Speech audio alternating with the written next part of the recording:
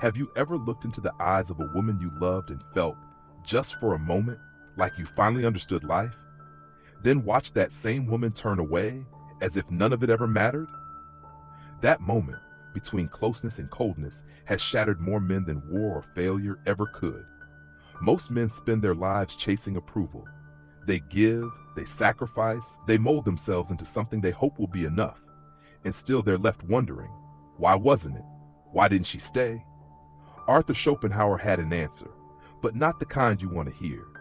His words weren't gentle. They were sharp, cold, almost cruel. Yet within that cruelty lies something liberating, clarity. He didn't believe in love as a spiritual destiny. He believed in love as a biological illusion, a trick, a tool used by nature to serve one goal: reproduction. The feelings you call sacred, yearning, obsession, infatuation, are not signs of soulmates. They're nature's bait. The moment the goal is achieved, nature retracts the hook. Schopenhauer wrote, "Love is the ultimate goal of almost all human effort." But he wasn't celebrating it. He was warning us. He saw it as the strongest, most dangerous instinct, capable of making men betray their values, sacrifice their sanity, even risk their lives for someone who may not love them back. And if you look around, nothing has changed. The man who gives everything is rarely the one who wins. Devotion does not guarantee respect. Effort does not secure love. And pain, silent, invisible pain, becomes the reward for loyalty. But here's the quiet truth. It's not that women are evil. It's that biology is indifferent. Women are wired to follow survival, not sentiment. And survival favors strength, not sincerity. Men who don't understand this spend their lives confused, hoping love will save them. Men who do, learn to save themselves. Have you ever noticed how the men who care the most often lose the fastest? They text first. They rearrange their schedules. They offer gifts, time, loyalty, and in return they receive silence, or worse, pity. And yet they still believe if they just try a little harder, love will eventually reward them.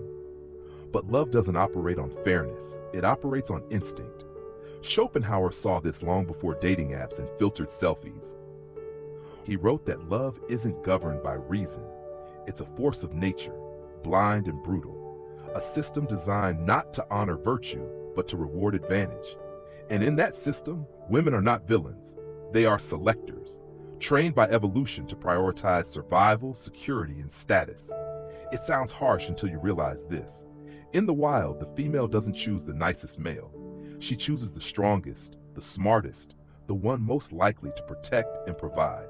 And while society has changed, biology hasn't. That's why men who lead with generosity without strength are often overlooked. That's why quiet resentment grows in the hearts of men who did everything right and still ended up discarded. Because devotion in itself is not value. Presence is not power. And neediness, disguised as love, is the biggest repellent of all. A man who chases becomes prey. A man who centers his world around a woman becomes invisible to her. And once she senses she has the upper hand, the dynamic shifts irreversibly. Women, by instinct, are drawn to asymmetry. Men who have options, not obligations. Men who are grounded, not grasping. This is not cruelty. This is survival. But here's the paradox. The more a man needs a woman, the less power he holds. The more he pulls, the more she drifts. And eventually, he's left wondering where it all went wrong, never realizing it was in the very act of overgiving. Schopenhauer didn't tell men to stop loving. He told them to stop loving blindly. Because when love becomes dependence, it ceases to be love at all. It becomes surrender. And no woman respects the man who surrenders. They say nice guys finish last. But the truth is more tragic than that. Nice guys don't finish last. They never even get to run the real race. Because while they're busy proving they're safe, loyal, and dependable, someone else is making her feel something deeper: uncertainty, desire, and challenge. Schopenhauer saw this with brutal clarity. He wrote that to be loved, a man must not be just, but clever, not morally pure, but psychologically sharp, not merely kind, but captivating. And that's where most men fail. They think love is earned like a paycheck, through hours, effort, and consistency. But women aren't drawn to service. They're drawn to sovereignty. To the man who stands tall without needing applause. to the man who could walk away and means it. This is why women often lose interest once they've won the man. Once he becomes predictable, once his world revolves around her, the thrill dies not because she's cruel, but because nature wired her to value what isn't easily possessed. Schopenhauer called this the tragedy of possession, that the moment something becomes ours, we instinctively devalue it. Not because we're ungrateful, but because desire is fueled by distance, the unknown, the chase. And in that light, the good guy, the man who gives too much too soon, becomes a prisoner of his own sincerity. He plays by rules that don't exist. He expects loyalty in return for sacrifice. But what he doesn't see is this: loyalty isn't bought, it's inspired. It's inspired by strength, by purpose, by a man who doesn't crumble when she pulls away, who doesn't beg when she goes silent, who doesn't fold under the weight of her emotions.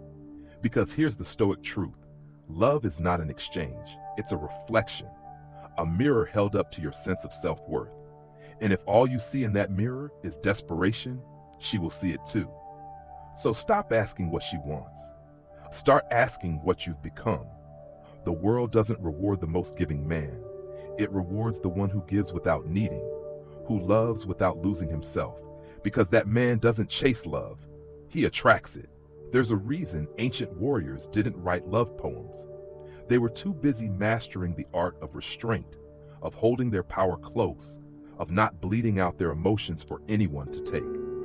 Schopenhauer believed that the most powerful men were not the ones who dominated through aggression, but those who mastered the inner battlefield, the chaos of emotion, the illusions of attachment, the cravings for validation. He saw women not as enemies, but as instinctive agents of nature. And nature rewards only those who play by her rules. The moment a man builds his life around needing a woman, he forfeits the game before it even begins. Because love to a woman is never unconditional. It's always tied to value. That value isn't just money, though wealth does matter. It's status, presence, emotional control. It's the way a man carries himself through crisis, the way he responds when she tests him, pushes him, withdraws affection just to see what he'll do. These are not random behaviors. These are instinctual filters designed to measure your strength without asking a single question. That's why most men fail. Not because they're weak, but because they're unaware. They confuse tests for affection, compliance for connection, and in doing so, they give away their frame. The woman who withholds warmth isn't always trying to hurt you. She's testing if you'll chase. And when you do, when you abandon your standards, your time, your mission, she learns that you need her more than yourself. And neediness to her subconscious mind means danger. Not physical danger, but evolutionary risk. Because the man who needs her to feel whole cannot protect her. He cannot lead. He cannot endure. So she pulls away. Not always out of malice, but instinct. And you, left confused, heartbroken, betrayed, never saw the real battle that'll being fought. That's why Schopenhauer taught detachment. Not as coldness, but as clarity. As the only shield against the emotional warfare you didn't even realize you were in. When a man stops basing his worth on her responses, something shifts. He becomes steady, centered, unmoved by her storms. And that presence, that inner calm, is the one thing no game can fake. Because at the end of it all, women are not looking for perfection. They're looking for grounding. And only the man who refuses to beg for love becomes the one who commands it. Modern men are told to be softer, more emotionally available, more accommodating. But no one warns them what happens when they take that advice too far. They open their hearts. They confess their fears. They reveal every crack in their armor, hoping to be accepted. And instead, they are discarded. Because while society encourages emotional openness, biology has never changed its preference. And biology doesn't reward vulnerability in men. It rewards strength. Schopenhauer warned of this paradox long before the digital age. He saw that women, though seemingly delicate, wielded power in far subtler ways. Not through force, but through perception. Not through domination, but through emotional leverage. And that's the hidden battlefield modern men walk into unarmed. While men approach life with logic, directness, and open intention, women operate through nuance, through tone, silence, suggestion, A man argues, a woman simply implies, and through those implications, she reshapes the dynamic. When she wants more from you, she won't demand it, she'll let you feel her distance. When she's unhappy, she won't always say it, she'll make you question your adequacy. And when she wants control, she'll make you offer it willingly, thinking it was your idea all along. This isn't evil, it's instinct. In a world where physical strength once determined survival, women had to master the emotional terrain, reading faces, interpreting motives, influencing behavior without confrontation. Those who couldn't, didn't survive. That's why the average modern man, raised on fantasies of unconditional love and fair relationships, often finds himself outplayed, not because he lacks value, but because he lacks awareness. He takes everything at face value. He confuses emotional volatility with sincerity. He misreads manipulation as affection. And slowly, he surrenders his position, his edge, his dignity, his leadership. Schopenhauer called it the tyranny of the weak, the ability of the seemingly powerless to control the strong through guilt, emotion, and perceived fragility. She cries, and he apologizes, even when he did nothing wrong. She pulls away, and he chases, even when she no longer respects him. She tests his boundaries, and he adjusts, even when it chips away at who he truly is. But the man who sees this for what it is, that man becomes dangerous. Not because he retaliates, but because he stops reacting. He doesn't raise his voice. He doesn't explain himself over and over. He simply refuses to be moved by manipulation. His emotions are no longer on the table for negotiation. His peace is no longer hers to provoke. And in that stillness, in that quiet refusal to be ruled, he reclaims what most men never even realized they lost: his self-respect. There comes a moment in every man's life when he realizes something devastating, that the love he worked so hard to earn was never real. It was conditional. It was transactional.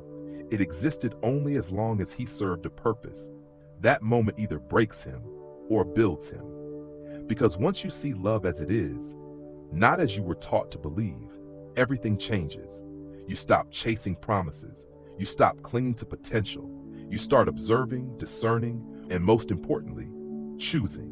Schopenhauer never taught men to hate women.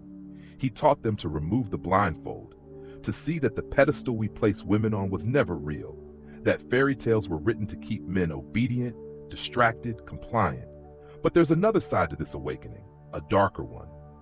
Once a man understands female nature, he faces a new danger: bitterness, resentment, a cold, hardened view of relationships that robs him of joy, intimacy, and trust. That's why most men stay stuck in a cycle. They wake up to the truth, but instead of using it to build themselves, they use it to blame others. They become angry at women, at the world, at themselves. But Schopenhauer's greatest teaching was not cynicism, it was transcendence. The man who truly awakens doesn't stop at knowledge, he transforms it into power. He uses the truth not to retreat, but to rise. He stops needing love to feel whole. He stops measuring his worth through the eyes of anyone else. And in doing so, something profound happens. The very things he once begged for, respect, desire, admiration, begin to find their way back to him. Not because he chased them, but because he became something rarer than any fantasy. A man who does not need, not because he's emotionless, but because he's anchored. Grounded in purpose, not approval. Driven by mission, not affection, he becomes the prize. And in a world flooded with desperate men seeking validation, the man who needs nothing becomes irresistible. That's the paradox modern men don't understand. The more you chase, the more you repel. The more you surrender, the more you lose. But the moment you choose solitude over desperation, discipline over desire, clarity over confusion, everything changes. You stop performing. You start becoming. You've likely heard that the game is rigged, that women hold all the cards, that modern dating is hopeless, that masculinity is under attack. But that's only half the truth. Yes, the rules have changed, but the game was never meant to be fair. It was meant to be played by the aware, not the unaware, the grounded, not the needy. Schopenhauer understood this long before our age of swipes and likes. He saw that the real battlefield was not out there, it was within. Because the man who loses to a woman never really lost to her. He lost to himself, to his illusions, his unexamined desires, his untrained mind. And the antidote is not revenge, not detachment born of bitterness. The antidote is mastery. Schopenhauer taught that true strength begins where dependence ends, that the happiest man is not the one loved by the most women, but the one least ruled by their opinion. So what does that man look like today? He isn't the loudest in the room. He isn't chasing status to impress strangers. He isn't breaking himself to prove he's worthy of love. He's building, quietly, patiently, relentlessly. He's building three things no one can take from him: economic sovereignty, not wealth for show, but freedom from desperation, freedom from having to beg, impress, or obey. Schopenhauer wrote that money is human happiness in the abstract, not for what it buys, but for the choices it unlocks. Philosophical depth. Most men live reactive lives. The awakened man studies himself. He reflects, he questions. He does not outsource his morality to trend or culture. He seeks alignment with values, not acceptance from the crowd. Physical mastery, because the body is not just a tool, it's a message to yourself, to the world, that you are disciplined, that you are not decaying passively, but sharpening actively, that your strength is not theoretical, it is lived. Together, these three pillars make a man immovable, not because he fights for control, but because he doesn't need it. Not because he resists emotion, but because he governs it. This is the kind of man Schopenhauer was pointing to, not one who runs from love, but one who sees through illusion. Because the safest way of not being very miserable, he said, is not to expect to be very happy. That's not pessimism, that's protection. Expectation is a leash, detachment is a sword. And the man who cuts through illusion with that sword becomes something rare, untouchable. Not because he hides from life, but because he finally lives on his own terms. Somewhere along the way, men were taught that life begins when a woman chooses you. But Schopenhauer saw through that illusion. He knew that the greatest prison a man can live in is one built from the need to be loved. And the greatest freedom is not in being chosen, but in choosing yourself. Because in the end, the lies that hurt us most aren't the ones women tell. They're the ones we tell ourselves. That if we give enough, we'll be loved. That if we stay patient, they'll come back. That if we sacrifice, it will mean something. But the world doesn't operate on that logic. Nature doesn't reward the well-behaved. It rewards the grounded, the aware, the man who sees things clearly and adjusts accordingly. And so the most powerful transformation a man can undergo is not external, it's internal. He stops asking why she left. He starts asking who he was when she did. He stops needing her to feel worthy. He starts becoming someone worthy of himself. Because once you strip away the fantasy, once you stop expecting love to complete you, you find something deeper, a strength that no heartbreak can touch, a calm that no rejection can shake. This is the path of liberation. It's not about avoiding love. It's about no longer fearing its loss. Not about dominating women, but about ceasing to submit your soul to their approval. And not about bitterness, but clarity. Schopenhauer's final lesson echoes like a warning and a promise. We forfeit 3/4 of ourselves in order to be like other people. But you don't have to. You can reclaim that missing part. You can walk away from the performance. You can stop chasing what was never meant to save you. And when you do, you'll find that what you were searching for in her was always meant to be found in you.